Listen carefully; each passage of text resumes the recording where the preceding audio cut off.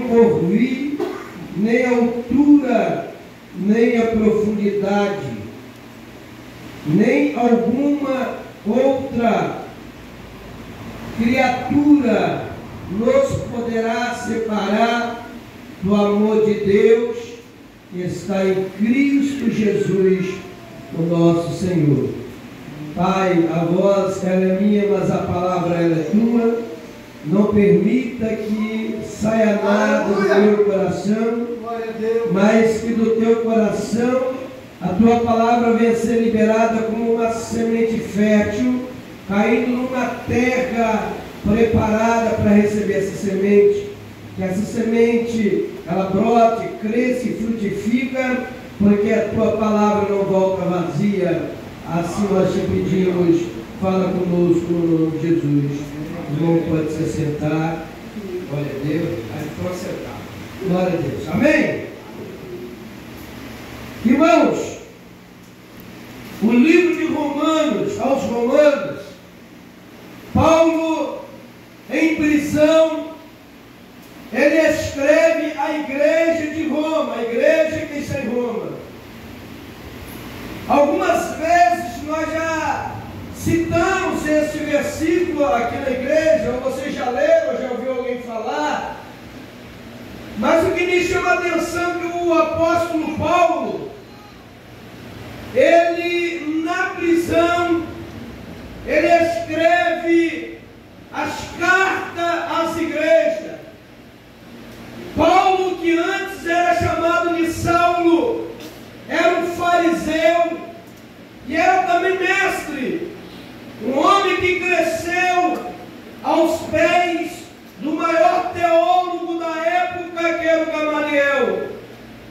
Ele ainda jovem se levantou contra a igreja de Deus e começou a perseguir a igreja de Deus. Ele pega cartas, documentos, autorizações com os sacerdotes, com as autoridades religiosas da época, para prender, matar, açoitar, para poder perseguir a igreja de Cristo Jesus. O maior perseguidor da igreja da época foi Saulo. E Saulo indo a caminho de Damasco para poder perseguir os cristãos que ali habitavam. No meio do caminho, dá-se um clarão no céu, e ele, atônito, ele cai, e ele vê os homens que estavam com ele, não ouviram e nem viram, mas ele pôde ver o Senhor Jesus. E o Senhor pergunta para ele: Saulo, Saulo, por que você me persegue? Ele perseguia a igreja, e a igreja tem dono, o dono da igreja é Cristo Jesus. E quem persegue a igreja, persegue o próprio Cristo Jesus. Ele era o perseguidor da igreja, e Jesus se revela a ele e diz: por que você me persegue? Quem és tu, Senhor? E Jesus se revela para ele: eu sou o Cristo, eu sou Jesus. Jesus se revela a ele, ele fica cego. É dada uma ordem para que ele continuasse o caminho da cidade. Ficou 3 dias naquela cidade. Os homens em si poderiam estar fazendo comentários, mas um homem que era tão valente, um homem destemido, o que foi que aconteceu? De uma hora para outra ficou cego. E muitas das vezes a Bíblia não relata, mas eles poderiam dizer: com quem este homem está falando? Porque eles não viam e nem ouviam, mas Paulo viu e ouviu a Jesus no caminho de Damasco.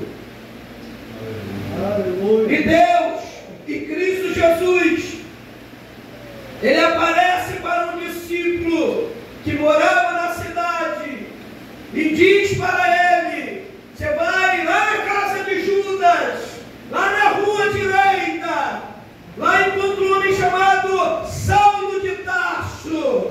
Na hora, o discípulo, ele se amedrontou. Mas, Senhor, esse homem é perseguidor da igreja. Esse homem ele prende, esse homem ele mata. Esse homem é inimigo da igreja. Não, você vai até ele, porque este homem, ele será um grande homem de Deus, é um grande chamado na vida dele. E esse discípulo, o Ananias, ele vai até aonde Saulo se encontrava. Ele vai até onde Saulo se encontrava. E ali, já chegando na paz do Senhor para ele, e ali conta para Saulo o que o Senhor Jesus falara para ele. Irmãos, Saulo, ele não aprendeu com Pedro. Saulo, ele não aprendeu com os discípulos. Ele aprendeu com o próprio Cristo. É por isso que todas as vezes que nós ministramos a ceia, tem um texto escrito por Paulo que diz o que eu aprendi do Senhor. Ele está dizendo: eu aprendi com Pedro, eu aprendi com Tiago, eu aprendi com João, o que eu aprendi do Senhor. Ele ficou 3 anos na Arábia Saudita, e lá nesses 3 anos, ele estava aprendendo com o Senhor. Eu não sei como ele aprendeu, mas ele ficou 3 anos afastado de tudo, aprendendo do Senhor. E quando ele voltou, irmãos, ele se tornou um dos maiores evangelistas, o maior abridor de igreja, o maior ganhador de alma. Mas também passou a ser perseguido, assim como ele perseguia a igreja quando era Saulo. Jesus muda o nome dele para Paulo, e quando muda ele, porque Saulo era o nome no mundo e Paulo é o nome na presença de Deus, ele começa a passar severas perseguições. Este homem, irmãos, ele sofreu muito por amor ao Evangelho.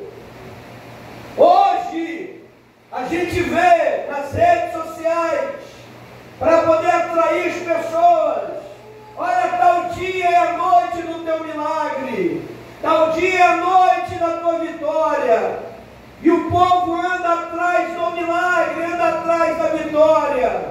Paulo, ele não pregava o milagre, nem pregava a vitória, ele pregava a cruz.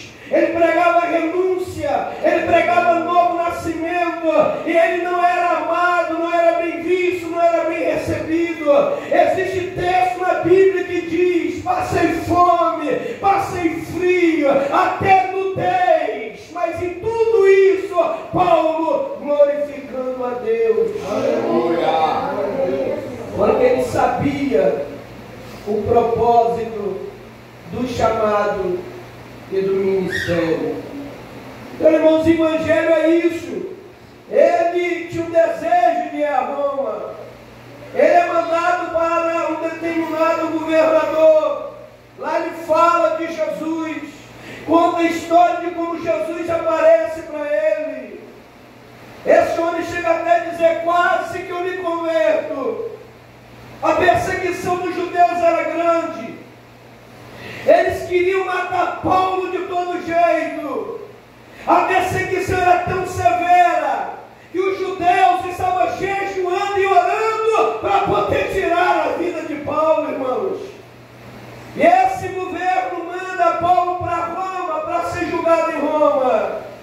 E há momentos que Paulo fica na cadeia, há momentos que ele vive como preso fora da cadeia, até chegar a sentença de morte.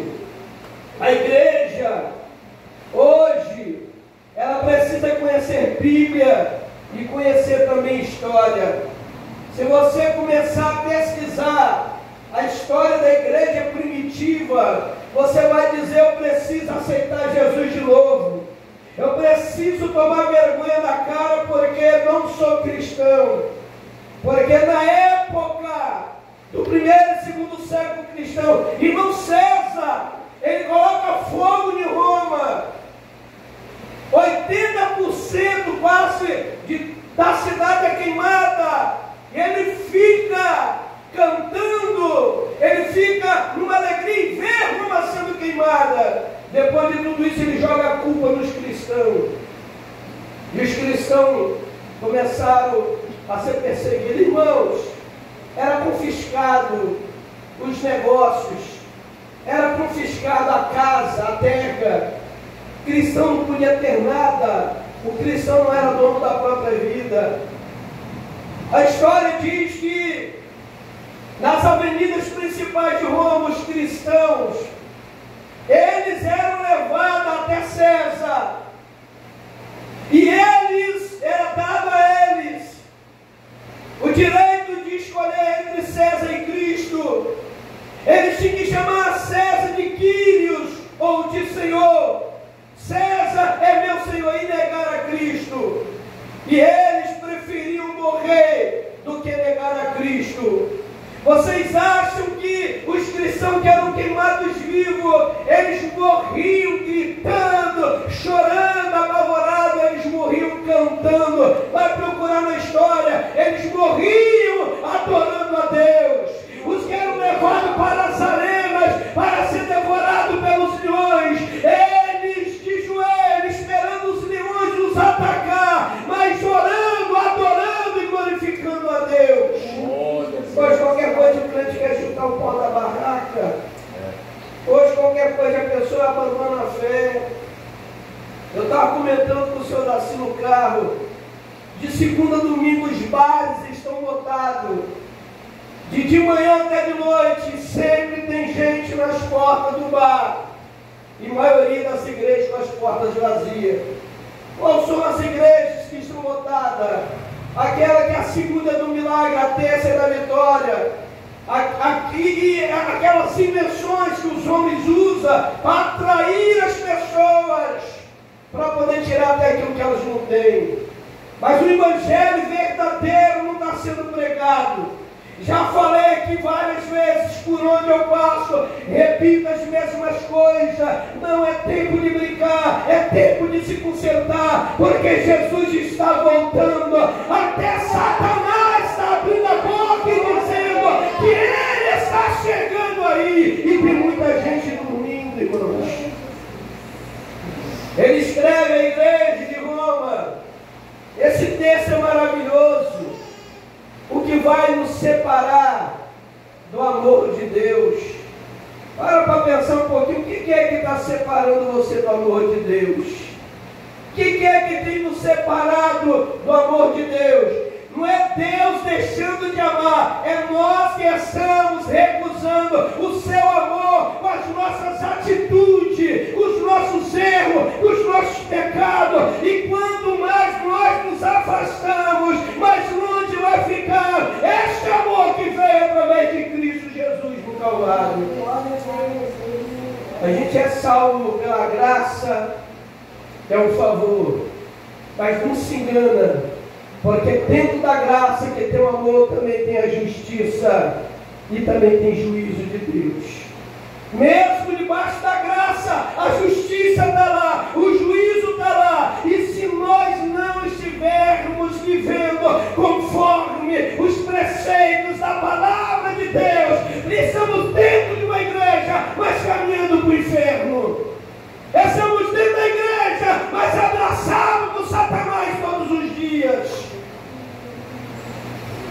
Temos que voltar ao primeiro amor, voltar às primeiras obras. Eu sempre digo, irmãos, que Satanás não vem de chifre e nem vem de rabo. Ele vai se encostar em você na tua carência. Ele vai encostar em você na tua necessidade. Ele vai encostar em você por aonde está a tua fraqueza. Ele conhece tua fraqueza. Ele sabe aonde te derrubar. O verdadeiro cristão rejeita a bandeja de Satanás. O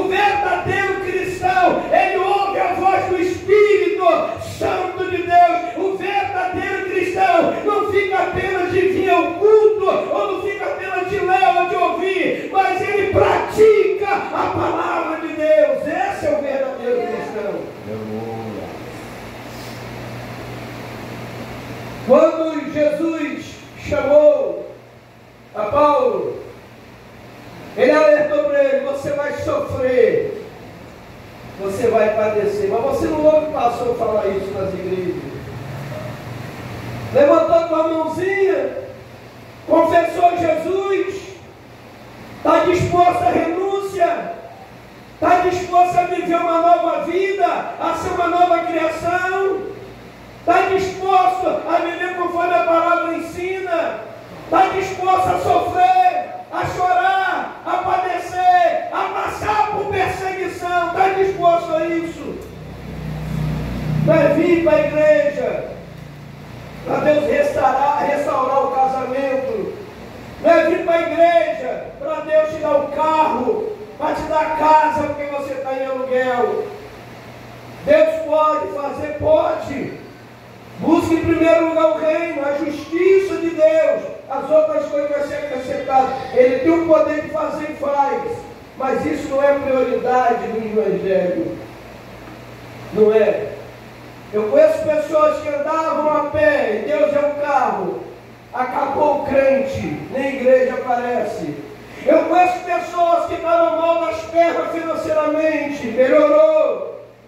Procura saber onde a pessoa está. Dia de culto, está no shopping, está na festa, está na praia, está lá, está cá, mas na casa de Deus não quer mais compromisso. Que você possa viver o verdadeiro Evangelho do Senhor Jesus Cristo. Mas em todas essas coisas, somos muito mais do que vencedores por aquele que nos amou.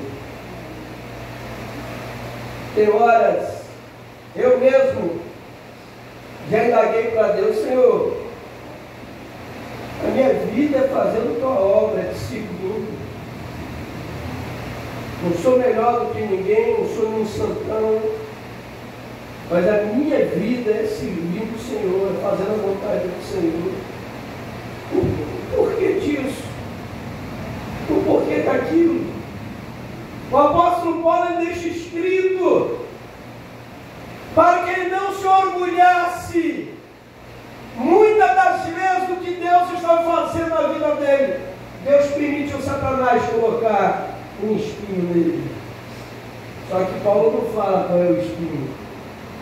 Havia coisa que o esbofeteava, deixava ele mal, e foi colocado pelo diabo, não foi por Deus, mas permitido por Deus. Vai falar isso para alguns crentes: você está louco? Como que Deus vai permitir? O diabo permite, irmãos. Deus permite o diabo usar teu vizinho contra você, para testar se você é crente, ou se você vai pagar com a mesma moeda. Deus permite certas coisas, que depois você vai querer encostar Deus na parede e dizer: por quê? Porque não tem porquê, não tem para quê. O apóstolo Paulo em prisão, ele sabia que o tempo dele era chegado, mas sabia da perseguição que já estava acontecendo e das piores perseguições que ainda estava para vir. Ele diz: olha, está dizendo para a igreja, nem a altura, nem a profundidade, nem a fome, nem a nudez, nem o perigo, nem a espada, nem um ser, nem uma criatura, nada pode nos separar do amor de Deus que está em Cristo Jesus. Vai ser muita coisa nos separando do amor de Deus, irmãos. Tem muitas coisas que estão atrapalhando o nosso desenvolvimento e nosso crescimento espiritual.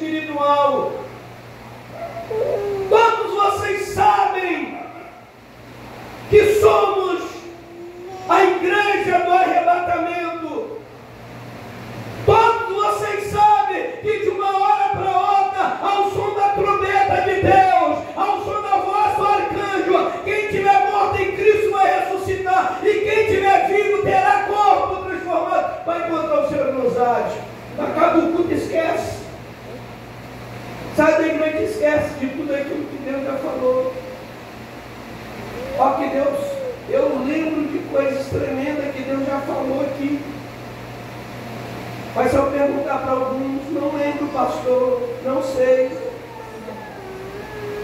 Porque Satanás, ele cega o entendimento das pessoas. Você sabia que às vezes a pessoa está dentro da igreja, ele olha a palavra e não entende nada.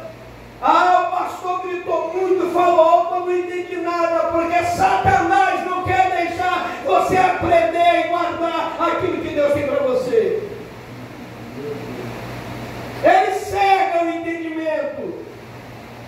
Estamos vivendo os últimos dias da igreja na terra. Não estou falando de cheque lá, eu estou falando de igreja em geral, irmãos.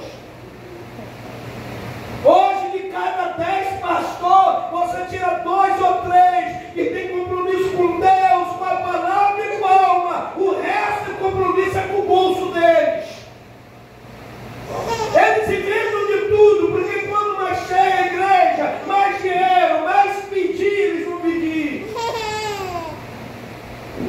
Jesus está voltando, irmãos. E nós glorificamos a Deus, porque estamos vivendo em um país livre. Enquanto você está aqui, existem alguns países dentro da África que os muçulmanos entram dentro da igreja em hora de culto, atira e depois taca fogo na igreja, os membros dentro da igreja. É mesmo, pastor? Você pesquisa tanta besteira, por que não vai pesquisar sobre a perseguição da igreja hoje? Hoje a igreja está sendo perseguida. Hoje tem cristão sendo perseguido. Hoje tem pastor sendo queimado vivo. Tem pastores e missionários sendo degolados. E a nossa liberdade jogamos no lixo. Ah, eu vou fazer quando der na teia, ou quando eu quiser. Não tem esse negócio. O servo não faz o que ele quer. Servo faz o que Deus manda. É fácil, irmãos. No começo eu era cristão, pequeno Cristo. Paulo chega a dizer como cristão: desde agora ninguém me inquietes, porque trago no meu corpo as marcas do Senhor Jesus. Cristão, verdadeiro cristão, poderia usar essas palavras. Aí, de cristão, se vira protestante. Não é assim, Derek? Não é mais cristão, é protestante. Aí depois, crente. E agora estão chamando de evangélico. Houve uma grande reunião de evangélicos. Temos que continuar sendo conhecido e reconhecido como cristão, porque Jesus deu a própria vida por amor a muitos. E o verdadeiro cristão não ama a sua própria vida. O verdadeiro cristão, ele tem convicção que além dessa vida existe uma eternidade que ele vai passar com Deus. É isso, irmãos. E Paulo estava falando, está escrevendo para uma igreja que estava sendo perseguida. Se você for olhar na história, eu estava vendo a história de uma mulher que tinha 7 filhos, não lembro o nome dela agora. Na época da perseguição em Roma, soldados invadem a casa dela, levam ela até as autoridades junto com os filhos. E ela disse que não ia negar a Cristo. Os filhos também falaram a mesma coisa.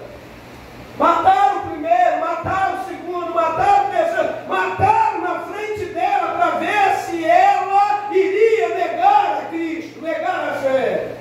Quando chegou a vez dela morrer, ela virou para os seus algozes e diz: vocês estão me fazendo um favor. Oh, aleluia! Vocês estão me fazendo um favor. Vocês pensam que vai acabar comigo, acabar com meus filhos? Vocês estão nos fazendo um favor, porque saindo daqui encontrarei com meu rei. Aleluia. Agora, que fé é essa que você tem hoje? Olha, vivendo uma época do mundo de crentes relaxados, sem compromisso com Deus. Querem fazer o que taca na teia deles. Não existe mais amor pelo reino. Não existe mais amor pelas almas. São poucos. Escolhi falar sobre Paulo hoje, porque ele passou fome, teve sede, foi apedrejado, largaram ele ensanguentado lá no chão. Todos pensaram que ele estava morto, mas ele não tinha chegado a hora de morrer, estava vivo ainda, foi apedrejado. No começo da história, ele como Saulo, Estevão era um diácono cheio do Espírito Santo. Ele foi pego pregando o Evangelho, levado para fora da cidade, o condenaram à morte, arrancaram as suas vestes e jogaram aos pés de quem? De Saulo. Saulo viu aqueles homens apedrejando Estevão até a morte. Saulo também viu e ouviu Estevão olhar para o céu e dizer: eis que vem o céu aberto e vem o Filho do Homem de pé à direita de Deus.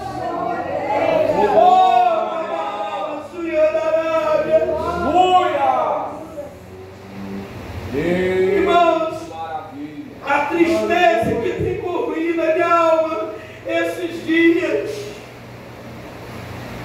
Eu sei que a gente passa por provações, às vezes não tem dinheiro para pagar isso, para pagar aquilo, são muitas as provações, mas a maior tristeza da minha alma é ver a falta de compromisso dos que se dizem servir a Deus nesses últimos dias. Isso dói na alma, irmãos,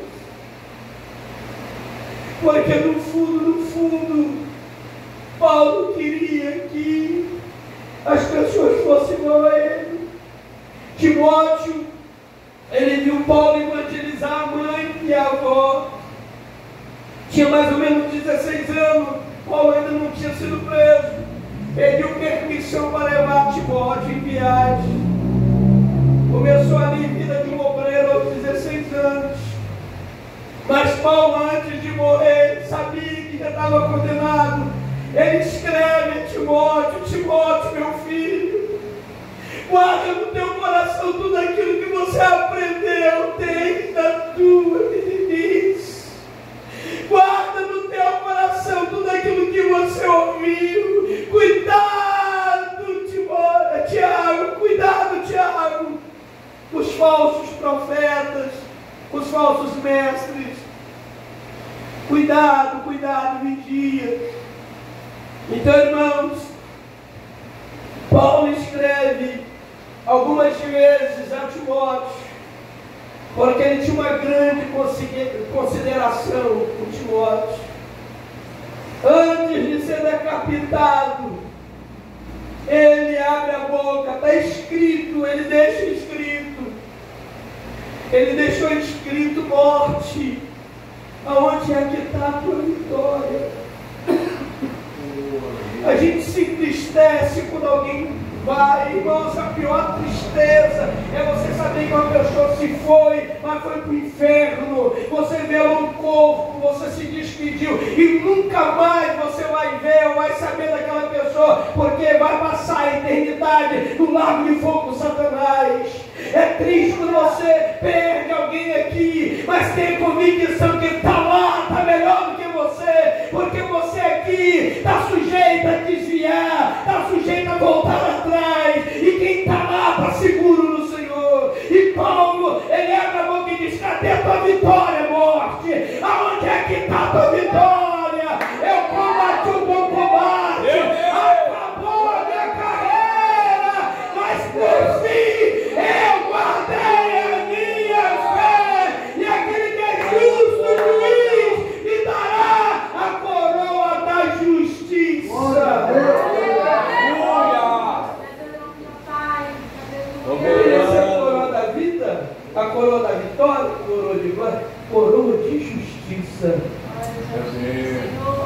Porque muitas das vezes nós somos injustiçados aqui.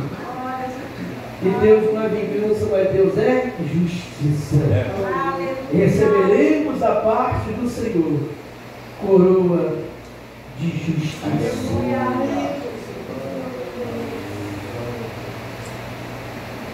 Não se pode matar o crente. Quem é salvo não morre, não. Ele sobe à presença de Deus para receber o seu galardão. Roupas alvas tão limpas e puras, Ele veste na vida maior, perde tudo por amor a Cristo, para viver uma vida melhor. Comigo? Não se pode matar o crente. Jesus realmente falou assim: quem perde vida por mim tem sorte, porque a sua morte não é o fim. Os romanos se divertiam vendo as feras matando os cristãos. Não sabiam que lá na arena gotas de sangue eram grãos que brotavam e se espalhavam, e de Deus recebendo poder para mostrar aos reis deste mundo que o Senhor não nos deixa de morrer. Não se pode matar, que Jesus realmente falou assim: quem perde a vida por mim tem sorte, porque a sua morte não é o fim. Meu irmão, porque estás com medo de quem pode a tua vida tirar? Pensa no inimigo maior que pode tua alma ceifar. Oh, não temas, não cales ao mundo, vai orando e buscando poder, e verás que na hora da morte o Senhor não te deixa morrer. Não se pode matar o crente. Jesus realmente falou assim: quem perde a vida por mim tem sorte, porque a sua morte não é o fim. Lá em Atos capítulo 2, versículo 24, Paulo dizendo: em nada tenho a minha vida como preciosa, contando que se cumpra com alegria a minha carreira e o meu ministério. Eu não tenho a minha vida como preciosa, mas que se cumpra em mim a minha carreira, o meu ministério, o meu chamado em Deus. 1 Coríntios 4, falamos que ele passou fome, passou por dificuldades. Os apóstolos de hoje já tinham de 400, 500 mil, fazenda com 50 cabeças de gado, e um monte de besta que fica mandando dinheiro para essas pessoas. E às vezes uma obra de Deus que leva o evangelho a sério, o povo fecha a mão, não dá nem um centavo. E aqueles que usam do evangelho para se enriquecer, o galardão deles é aqui na terra mesmo, não é lá no céu. Amém? Essa é a verdade, meus irmãos. Então, lá em 1 Coríntios capítulo 4, versículo 11, até esta presente hora, passamos fome, sede, nudez, fomos perseguidos, fomos injuriados. Isso é Paulo falando. Amém? Eu não vi na Bíblia que nenhum deles morreram milionário, deixaram herança. Você achou isso, pastor Délio? Na Bíblia, os apóstolos morreram ricos, milionários, deixaram herança. Alguns deles foram esfolados vivos, outros cerrados ao meio, a maioria decapitado. Paulo foi decapitado. Tiago lá na prisão foi decapitado. Pedro crucificado de cabeça para baixo. Todos eles, o único que não morreu dessas formas foi João, que escreveu no livro de Apocalipse. Até tentaram, diz a história, que lançaram ele dentro de um caldeirão de óleo fervendo. Óleo fervendo. Que quando o camarada caísse lá dentro, até os ossos iam derreter. Jogaram ele lá. Quando foram olhar, está o camarada bem lá, dando glória a Deus, aleluia. Tiraram ele e mandaram para a ilha de Patmos. E lá o Senhor se revelou a ele. Hoje o livro de Apocalipse é graças ao João. Mas os apóstolos de Cristo, eles sofreram, eles padeceram, não voltaram atrás e não negaram a fé. Amém? Louvado seja o nome santo do Senhor.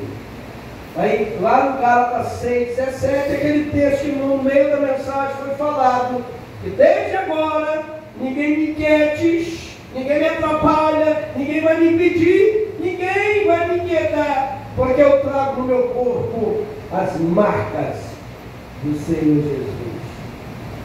2 Timóteo capítulo 2, verso 4 até o verso 8, é onde ele diz, ele escreve para Timóteo: combati o bom combate.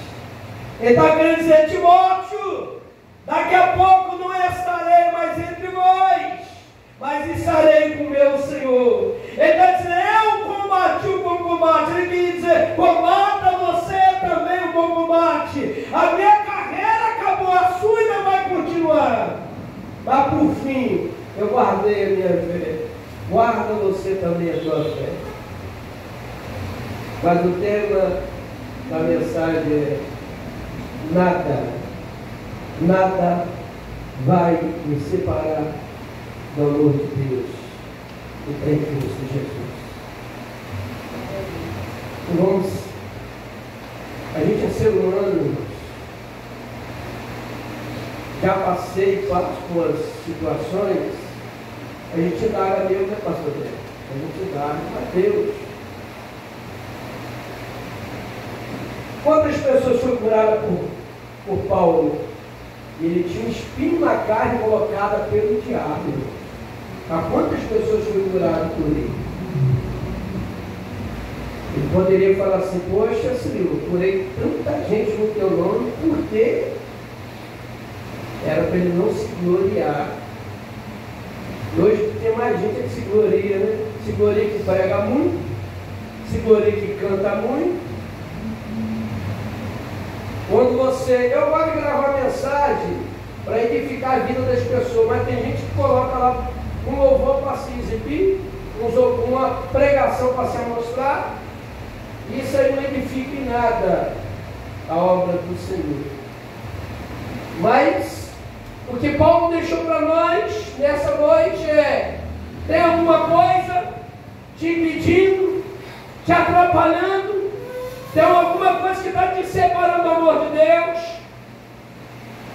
Tem coisa que Deus não vai se intrometer, irmãos. Tem coisa que Deus não vai te responder. Porque você tem livre-arbítrio. Você tem poder de decisão.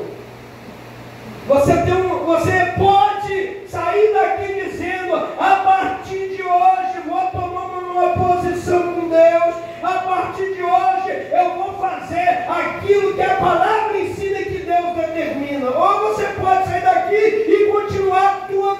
ou talvez já quer piorar. A decisão é sua.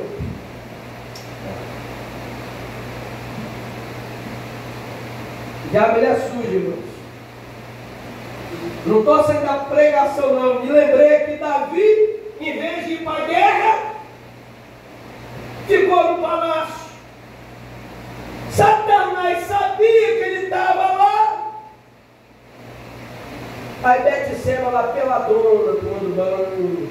Aí Davi olha, cobiça, deseja, manda chamar a mulher, se deita com a mulher, engravida a mulher. Todo pecado, o pecado ele pode ser perdoado. Davi foi perdoado, mas todo pecado tem suas consequências. Pecado tem consequências. Não é à toa que a Bíblia diz que o salário do pecado é a morte. E às vezes a morte espiritual vem até por causa do pecado.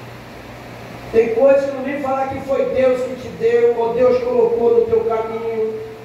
Tem coisas que o capeta bota no teu caminho para te derrubar, para você deixar de ser quem você era. Ou para impedir, atrapalhar aquilo que Deus tem de melhor para a tua vida. Eu acabei de falar no começo, que o diabo não vem nem de chifre, e nem vem de rabo. Senão a pessoa está queimado, Satanás. Não, ele não vem. Ele vem como luz. Ele é engano. Aí quando a pessoa cai em si, olha a besteira que fiz, olha o problema que arrumei, porque muitas vezes a gente quer fazer a vontade da nossa carne, e a carne destrói a alma, acaba com o espírito. E o que mais derruba o ser humano não é nem o diabo, não, é a carne. A nossa carne é a nossa maior inimiga. E eu vou fechar por aqui. É como Paulo estivesse falando: vença o diabo, mas vença a tua carne, vença os teus desejos. Nada, nem ninguém, nem altura, nem profundidade, nem fome, nem nudez, nem perseguição, nada pode nos separar do amor de Deus que está em Cristo Jesus nosso Senhor. Isso é sério, irmão. Se Jesus tivesse voltado ontem, eu vou perguntar para ele: teria subido? Se Jesus tivesse voltado semana passada, eu teria subido. Se Jesus voltar agora, será que eu irei subir?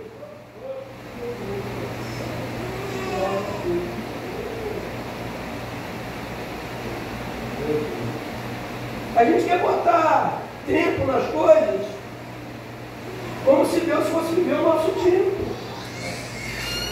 Não tem isso, irmãos.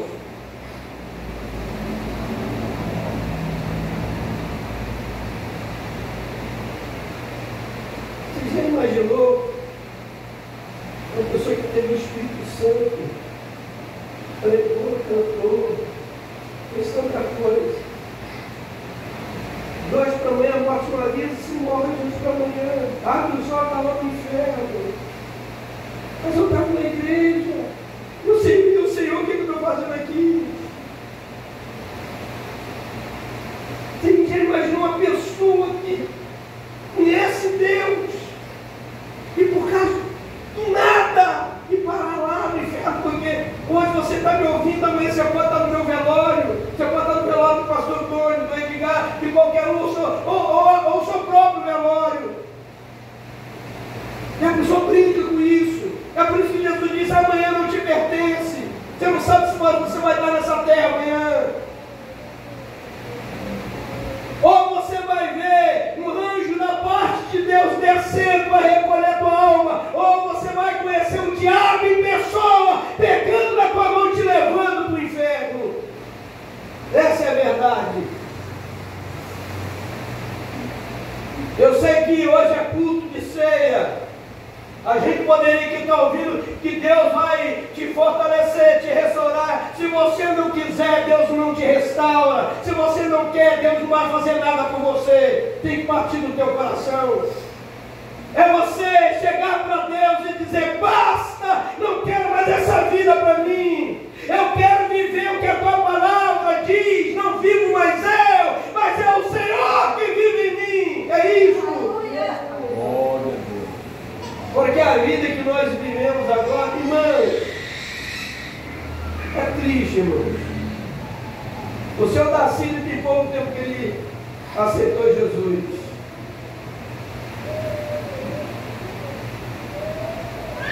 Vou falar aqui não é para humilhar ele, não, que é um testemunho. Ele foi alcoólatra, a esposa sofreu muito na presença de Deus e orando por ele. O pouco